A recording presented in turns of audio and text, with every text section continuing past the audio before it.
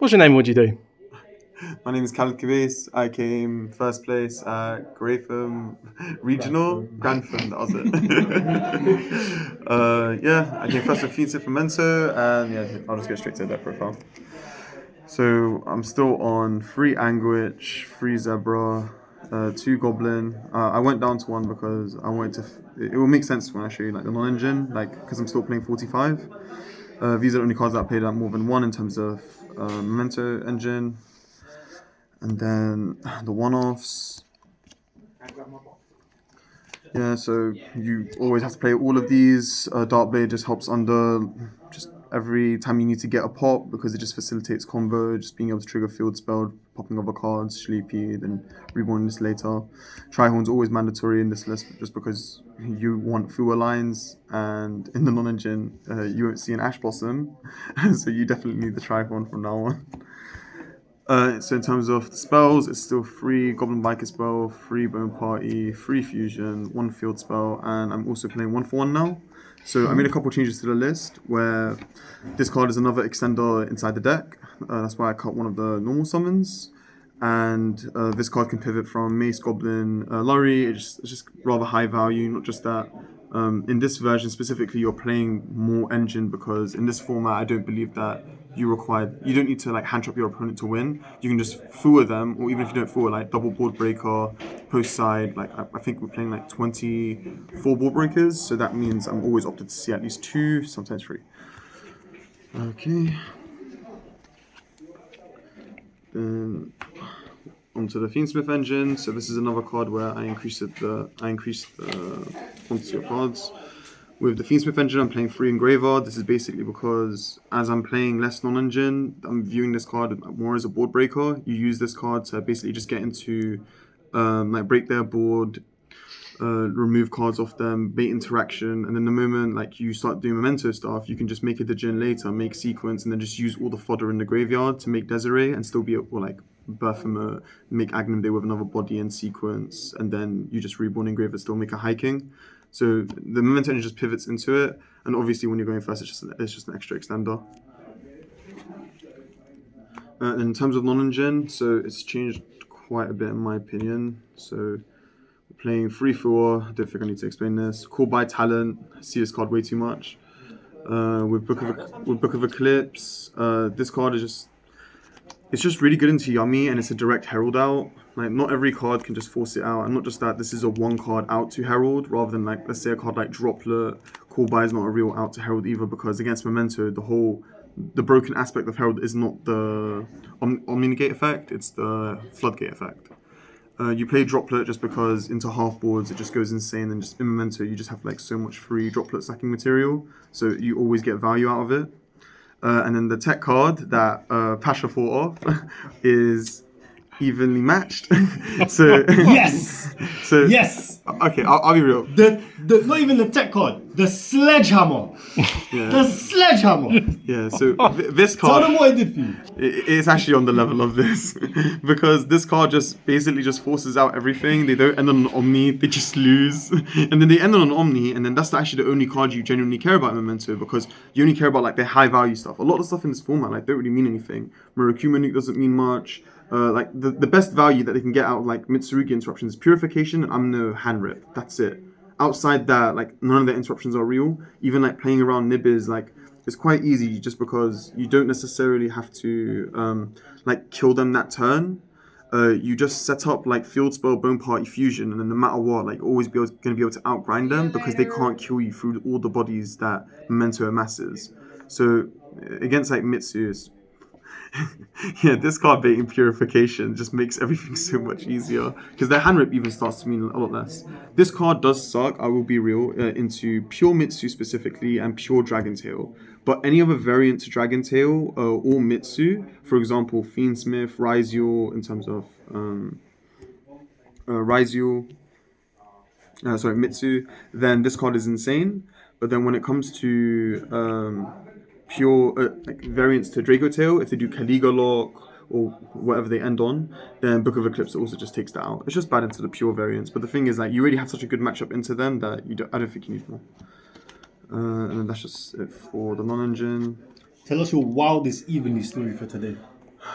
For today, it was my opponent was playing Memento. Oh! Bro, I'm getting out. Oh, he's taking it out. I'm actually getting out. That's crazy. Oh, he's taking it out. He doesn't kill me, and on like a bunch of one-off names that he definitely doesn't want to banish face down. Fails to kill, then just activate evenly, banishes everything. It just ruins his whole game plan, makes him end on nothing, and then just pop this fusion back row, and he just has a twin dragon sitting on the field. it was pretty grim, and that's when I went first. Yeah, that's got battered.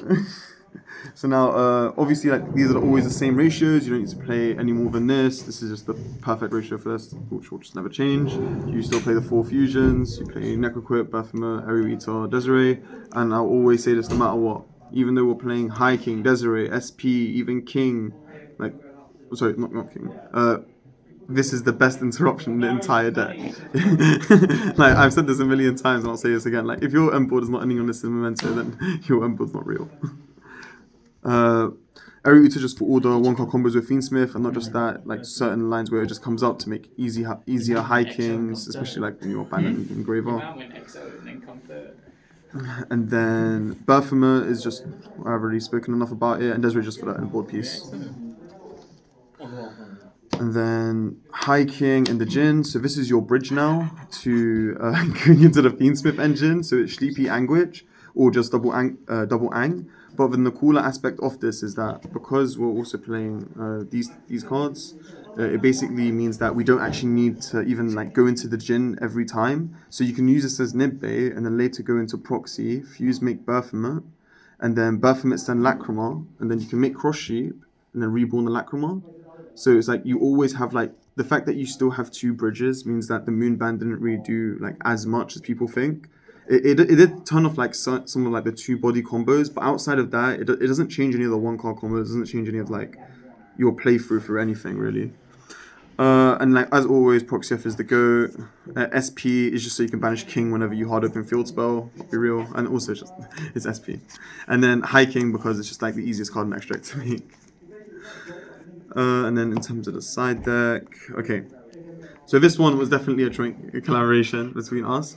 This one is Connor Zal's though, and James Rispoli. They both gave the idea for it. So this card is just absolutely insane into like everyone's board. So for example, into Yummy, you can beat a Croaky or Cookie, and then also beat Herald with this. And then your second board breaker punishes them an infinite amount. For example, like you can summon this, bait 2 of the interruptions I just said, and then just go evenly. And they're cooked. Good card. And then the next card, it was originally Raigeki. But then we realized we're playing Memento, and this is just Raigeki with benefits. Yeah, so the whole point is that anytime you ever activate this card, it would pretty much be activated at the same time as Raigeki, but then this has the niche interaction where it will randomly just facilitate combo. For example, like this just happened like another day where I had no playable, but I had Dark Hole plus Sleepy, so I just normal summon set Sleepy, Dark Hold it, and then full comboed.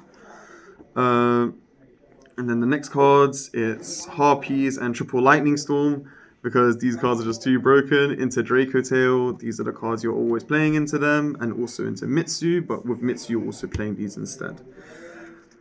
These cards are just like insane board breakers. They cover all 3 of like all 3 of the decks in the format. Not just that, even into like a bit of like rogue decks right now. For example, Orcust, like Dark Hole, like Lightning Storm, for example, baits their Crescendo, and then like the Evenly can like just ruin their entire board. And then or Dark Hole, for example, it would like mitigate a lot of it. The whole point is you just want to simplify the game state. You want to just like beat most of the interruptions with just your non-engine, and then the Memento engine just like pushes through everything. Like it's actually just unbelievable because we're playing all the extenders now. So it's like there's not one card we could play that we're not already that just says extension, and we cut down on one of the normals, which I think is like it's been really, really good. I think I bricked once today, and like I opened 5 non-engines, so in my opinion that's just complete variance. Then we're also playing Triple Grand Entrance. This card is just always amazing. It gives the consistency to the deck. It also It also acts as an extender against K9 variants. It's not as popular. Like K9 variants aren't as popular anymore, in my opinion. But the thing is, it also has like random synergy with like the Djinn, where you summon it, then you can grant entrance detach a material, summon Goblin, and then if you have a Goblin engraved already, you can just banish detach the second material, and then add back the Goblin. So that could be Bone Party food. It could be proxy F as well. So it's like there's so much like facility to like make this card work, and like this card just makes this card even better. And they just like work with each other really, really well. And then the last two cards is the third Eclipse, that because I'm only playing two in the main. I just think that having this card as like another Herald out just makes like the Yummy matchup way easier, because I don't actually side in like all these cards against Yummy, because you don't always trade with Herald, and all your non-engine just basically has to say remove Herald, then just like then do as much damage as possible, and then just play through that, and then the game state is just like infinitely easier. Like I do play like one Lightning Storm, one Harpies, but I don't like max out on them, just because like these cards are still good against Yummy. And then the last card. How you play mixed rarity? No. Passion, Happy coincidence. Passion needed a Lightning Storm. I needed a Lightning And then Storm. I was just like, I might as well just play with max rarity because most of the deck's Harry. Anyway, the last card, Underworld Goddess. So this card is for Lunar Light. The coolest thing that you could possibly do is that Send them home.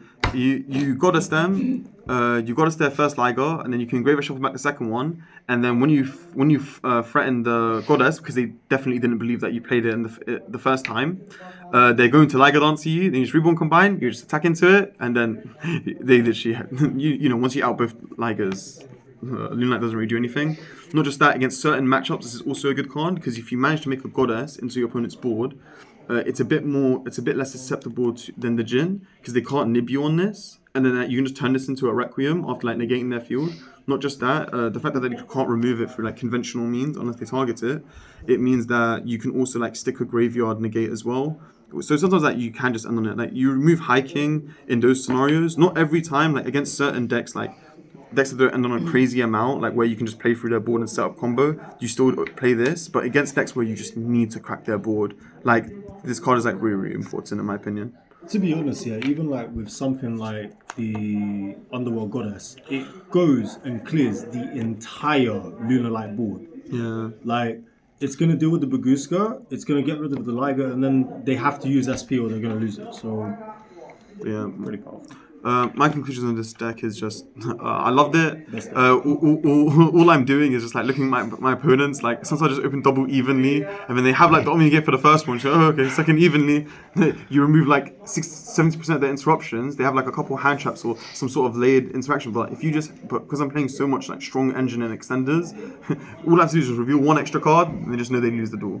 Because in Fiendsmith Memento, just like one extra push, it basically means full combo at all times. And that pretty much means you just win every time as well. Because the going first board is unbreakable, and then also the half board in Memento is just sadly insane when you're under Fua. Oh, and we're not playing Ash Blossom because it's just too low value. It's too fair. Yeah, the thing is like Evenly is not fair, Dark Hole's not fair, Lightning Storm isn't. Like these cards just force so much interaction, and they can trade like more often than not like 2-4 at the minimum. So yeah, me personally, I'm in love with this list. This is probably going to be a list I'm going to be playing for a while. And unless like the format changes significantly, but the way I see it is like this is just a perfect list right now. Yeah, thank you very much. It's Khaled, and yeah, shout outs to Pasha, Connor, Josh Kelly, Thea, and Josh Twaits for driving us up here. Shout out to the Kane brothers for topping. Yeah, I feel it. the goats. The real goats. Shout out to Europa Gaming as well. They're going to have a new store in Camden soon, so be on the lookout for that. It's a really, really competitive and like amazing locals and pretty much the best pricing in London. And shout out to all my friends and all the support and everyone on my YouTube as well. Anyway, thank you very much and hope to see you guys again. Bye bye.